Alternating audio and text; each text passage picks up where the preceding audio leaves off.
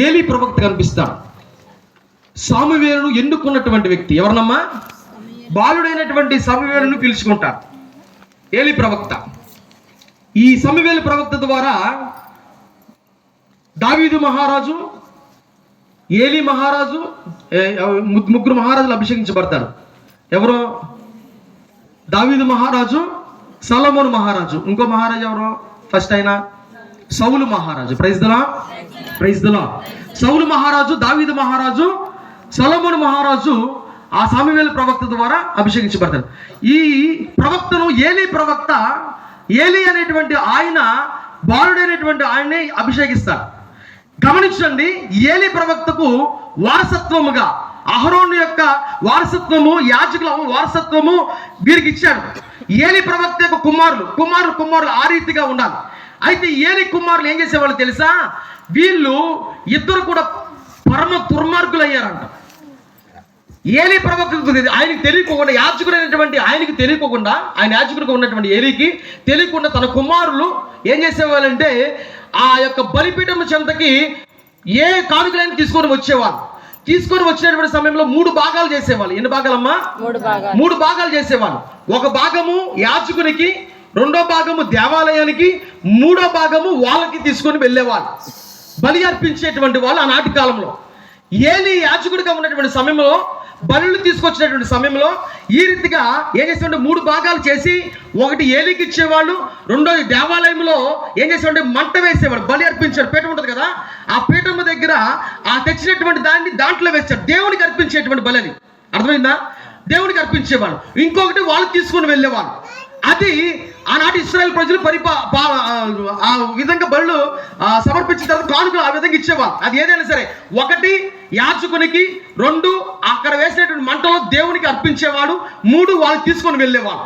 ఈ రీతిగా వెళ్ళేటువంటి సమయంలో ఏలీ యాజకుడు ఈ విధంగా బలిపీఠం చెంత ఉండి బలులు అర్పిస్తూ ఉంటే, తన కుమారులైనటువంటి ఇద్దరు ఏం చేసేవంటే ఆ బలిని అర్పించడానికి తీసుకొచ్చినటువంటి జంతువులు కానీ, కానుకలు కానీ ఆ ఏలీ దగ్గరికి వెళ్ళనీయకుండా, దేవాలయానికి వెళ్ళనీయకుండా బయటే వాళ్ళని నిలబెట్టి వాళ్ళని ఏం చేసేవారంటే వాళ్ళ దగ్గర తీసేసుకొని వాళ్ళని పంపించేసేవాడు.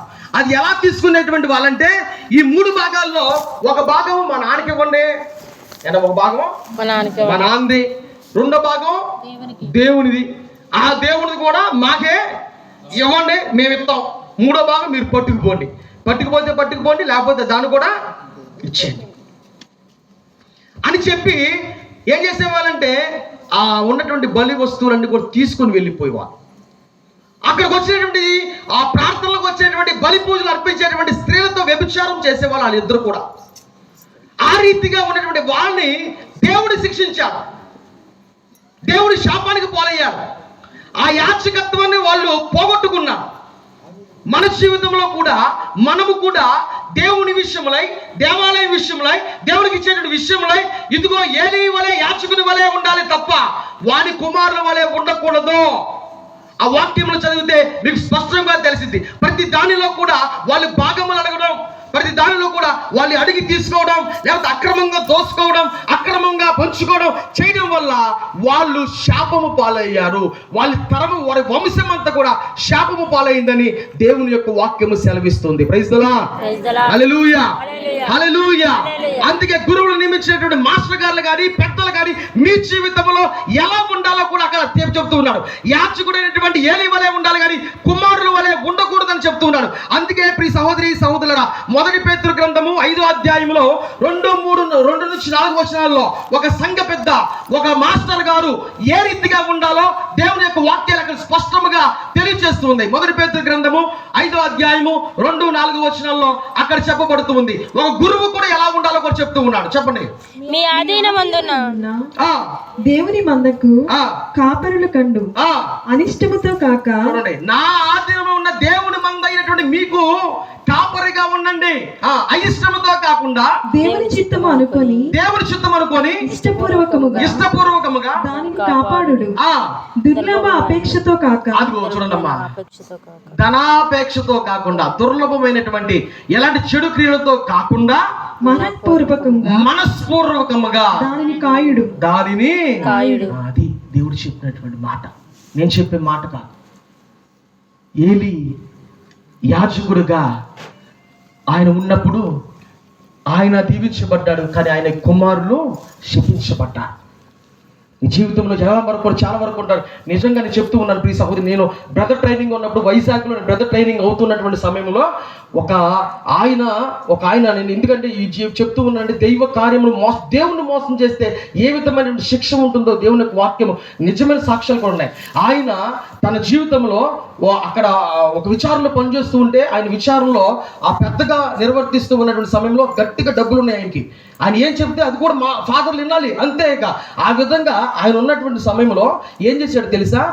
ఫాదర్ గారు వెళ్ళి ఒక క్వశ్చన్, నువ్వు ఎందుకు ఇలా చేస్తున్నావు, జనాలందరూ కూడా వెళ్ళిపోతూ ఉన్నారు, నీ వల్ల, నీ గర్వం వల్ల, నీ అహంకారం వల్ల, నువ్వు చూపించుకుంటూ ఉండడం వల్ల వాళ్ళు దారి తప్పిపోయి వెళ్ళిపోయి వేరే వేరే సంఘాలకు వెళ్ళిపోతున్నారు అన్నప్పటికీ నువ్వెవరో నాకు చెప్పడానికి అని చెప్పి మేము అక్కడే ఉన్నాం, బ్రదర్లందరూ కూడా అక్కడే ఉన్నప్పుడు గట్టిగా అరిసి ఆయన ఏం చేశాడంటే ఆ పక్కన ఉన్నటువంటి చేతిలో ఉన్నటువంటి తవ్వాలను తీసుకొని ఫాదర్ మీదకి టిసిరాడు. కొట్టేదట్టి ఇసిరేసి పట్టుకొని వెళ్ళిపోయాడు. వెళ్ళిపోయిన తర్వాత గమనించు ప్రియ సహోదరి సహోదరులారా, వారం తిరిగేసరికి ఈయన కారులో వెళ్తూ ఉండగా కారు యాక్సిడెంట్ అయితే తనకున్నటువంటి భార్య బిడ్డ ఇద్దరు కూడా అక్కడే చచ్చిపోయారు. ఇంకొక బిడ్డ హాస్పిటల్లో ఉన్నప్పుడు ఆయన వచ్చి ఆ మరుసటి ఆదివారం రోజున పూజ అర్పిస్తుంటే, ఆయన కేరళ ఫాదర్ అనమాట, పూజ అర్పిస్తుంటే వెళ్ళి ఆయన రెండు కాళ్ళు పట్టుకొని ఏడ్చుకుంటా ఎక్కించుకుంటా ఏమైంది, అయిపోయింది, సంపాదించాడు, ఎంత సంపాదించాడు, భార్యను కోల్పోయాడు, బిడ్డను కోల్పోయాడు. దైవ కార్యములు ఎప్పుడు కూడా మోసగించకూడదు. అది నిజం, అది వాస్తవం. మన జీవితంలో ఏదైనా సరే, అది నువ్వైనా నేనైనా ఎవరైనా సరే దేవునికి మనం లెక్క చెప్పుకుంటాం. దేవుడు మనం చూస్తాడు, దేవుడు మనం గమనిస్తాడు. అందుకే ఇది భోజనాల ప్రార్థనలాగా మిగిలిపోకూడదు.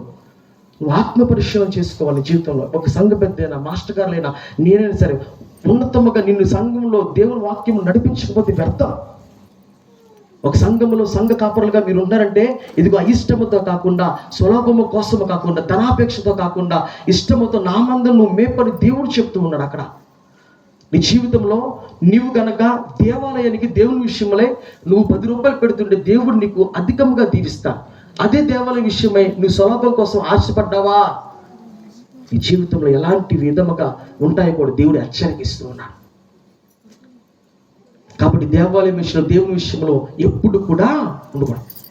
అది మాస్టర్ గారులే కాదు, సంఘ పెద్దలే కాదు, మీరైనా సరే, మీ జీవితంలో సరే దేవునితో కూర్చున్నప్పుడు నువ్వు కూర్చుని ఒక గ్రామంలో వెళ్ళినా నిజంగా వాస్తవం చెప్తున్నా, అబద్ధం కాకుండా నేను ఆరాధన చేస్తూ ఉంటే అచ్చంగా వచ్చి కుర్రోళ్ళు ఈ పక్కన కూర్చున్నాడు. ఎక్కడ కూర్చున్నారమ్మా?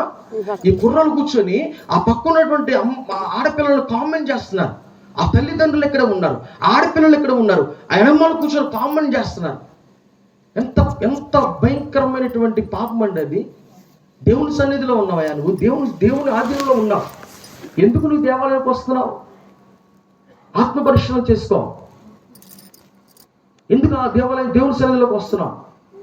అక్కడక్కడ తిరగడానిక, ఆలయాలు చూడడానిక, ఆలయాలతో మాట్లాడదారనా, లేకపోతే కాసేపు కూర్చుని వెళ్ళిపోదామనా?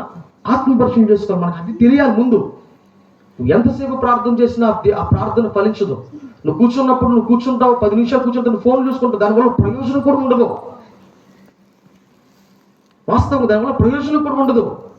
దానికన్నా ఇంటికి వెళ్ళి కూర్చోవడం బెటర్. ఇంకా దేవుడు దీవిస్తాడు. ఎందుకు ఇక్కడికి వచ్చి ఈ పనులు చేసి పాపాన్ని మూట కట్టుకోవడం?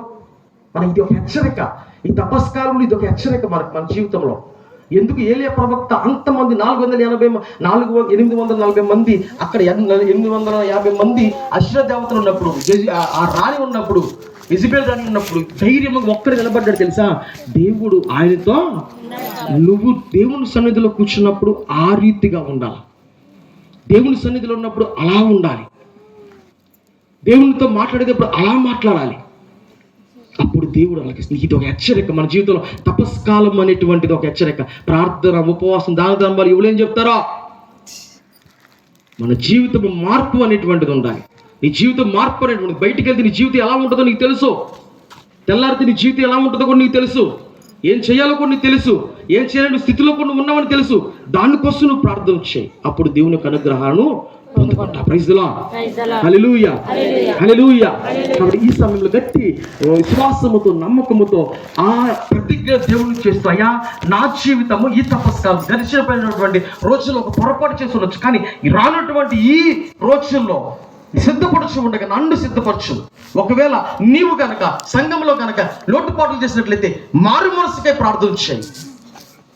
సంఘం బాగుపడాలని ప్రార్థన, సంఘ అభివృద్ధికే ప్రార్థన చేయి. మీరు సంఘం విశ్వాసమును బలపరిచేటువంటి విధముగా, నలుగురికి చెప్పేటువంటి విధముగా, క్రీస్తు ప్రభువుని చాటేటువంటి విధముగా. బహిరంగ శిలువ మార్గం అంటే అదే. బహిరంగ శిలువ మార్గం అంటే ఏంటి? ఉపవాసము చేసి బహిరంగంగా క్రీస్తు మరణాన్ని చాటమే. ఆ రీతిగా నువ్వు ప్రభునకు నిజమైనటువంటి క్రీస్తునకు పునాది వేయబడినటువంటి స్త్రీగా, పునాది వేయబడినటువంటి పురుషునిగా, పునాది వేయబడినటువంటి కుటుంబముగా నీవు గనక ఆ సాక్ష్యం వేయించినట్లయితే దేవుడు నిన్ను దీవిస్తాడు. నిజంగా గట్టిగా చప్పట్లు కొట్టి దేవుని మహిమపరుస్తున్నాడు. Praise the lord. Praise the lord. హల్లెలూయా. హల్లెలూయా. హల్లెలూయా. హల్లెలూయా. హల్లెలూయా. హల్లెలూయా. కాబట్టి ప్రియ సహోదరి సహోదర, సంఘముగా, సంఘ కాపరులుగా, సంఘముగా మనం ఉన్నటువంటి వాళ్ళము గర్వముతో అహంకారముతో ఎప్పుడు కూడా దేవుని సన్నిధిలో ఉండకూడదండి. ఎప్పుడు గర్వంతో అహంకారంతో ఉండకూడదు. ఆ గర్వం అహంకారం మన జీవితంలో ఎంతకాలం ఉంటుంది, కానీ ఏది ఉంటుందంటే విధేయత. ఏముంటుందమ్మా? విధేయత. గట్టి చెప్పండి, ఏముంటుంది? విధేయత. విధేయత, దైవ భయము. విధేయత, దైవ భయము కలిగినటువంటి ఏ విశ్వాసనైనా సరే, ఎంతో మంది కూడా విశ్వాసముతో చేసిన సంఘ పెద్దలు కుటుంబములు దీవించబడ్డాయి. విశ్వాసముతో విధేయత చేసినటువంటి మాస్టర్ గారు కుటుంబములు దీవించబడ్డాయి. దైవ భయం కలిగి, విధేయత కలిగి, గురువుల పట్ల, సంఘము పట్ల చూపించేటువంటి కుటుంబములు, మాస్టర్ గారు కుటుంబములు దీవించబడ్డాయి. తెలుసా? ఎంతో మంది కూడా ఆశీర్వదించబడ్డాయి. ఆ రీతిగా ఇంకా బలపరచాలి నీ కుటుంబము. ఒక సంఘ పెద్దగా నువ్వు బలపరచాలి, ఒక మరిదల సభ్యులుగా నువ్వు బలపరచాలి, ఒక యువతి యువకులుగా మీరు బలపరచాలి. దేవుని దీవులు పొందుకోవాలి, దేవుని ఆశీర్వాదం పొందుకోవాలని అందరము కూడా కలిసి గట్టిగా ఇద్దరు ముగ్గురు నా పేరట ఎక్కడ గుమ్మికూడి ప్రార్థన చేస్తారో వారి మధ్యలో నేను ఉంటాను దేవుడు చెప్పాడు. అది నిజమైనటువంటి తపస్కాలం మన జీవితంలో. ఆ రీతిగా మనం ఉన్నప్పుడు దేవుడు దీవిస్తూ ఉంటాడు. కాబట్టి కళ్ళు మూసుకొని ఈ సమయంలో ప్రార్థన చేస్తూ దేవుని యొక్క ఆశీర్వాదం పొందుకుంటూ ఆ దేవుడు దీవించాలని